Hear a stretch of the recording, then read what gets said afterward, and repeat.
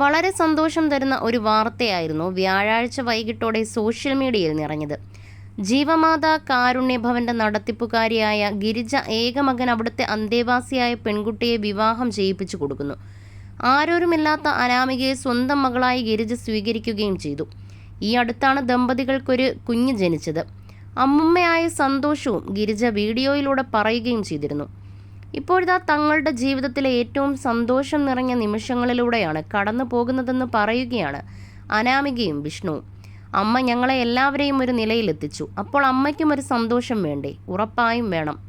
അമ്മയ്ക്ക് ഇതുവരെയും ജീവിതത്തിൽ കിട്ടാത്ത സന്തോഷം കിട്ടാൻ പോവുകയാണ്. അമ്മ പുതിയ ജീവിതം തുടങ്ങി. രജിസ്റ്റർ മാരേജ് നേരത്തെ കഴിഞ്ഞു. ഇപ്പോൾ അമ്പലത്തിൽ വെച്ച് ചടങ്ങുകൾ നടത്തി. ഞങ്ങളുടെ അമ്മയെ ചിരിച്ച മുഖത്തോടെ കാണുമ്പോൾ ഒരുപാട് സന്തോഷമാണ്. അമ്മയുടെ ചിരി കാണാനാണ് ഞങ്ങൾ ആഗ്രഹിക്കുന്നതും.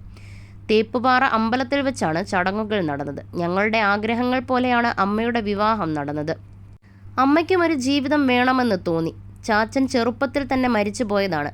അന്ന് മുതൽ ഞങ്ങൾ മക്കളുടെ എല്ലാ കാര്യങ്ങളും നോക്കിയത് അമ്മയാണ്. ഈ ആലോചന വന്നപ്പോഴും നിങ്ങൾ ഓക്കെ ആണെങ്കിൽ മതിയെന്നാണ് അമ്മ പറഞ്ഞത്. അമ്മ ഇന്ന് നല്ല നിലയിൽ എത്തിയെങ്കിലും അമ്മ ഒരുപാട് കഷ്ടപ്പെട്ടിട്ടുണ്ട്. വിവാഹം കഴിഞ്ഞതുകൊണ്ട് അമ്മ ഞങ്ങളെ ഇട്ടിട്ട് പോവുകയല്ല.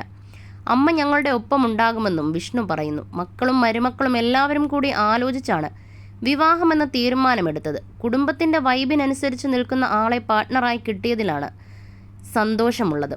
ഇത് നല്ലൊരു മംഗളകാര്യം തന്നെയാണ്. ഒറ്റയ്ക്ക് ജീവിക്കുന്നവർക്ക് അതിൻ്റെ പ്രയാസം ശരിക്കും മനസ്സിലാകും.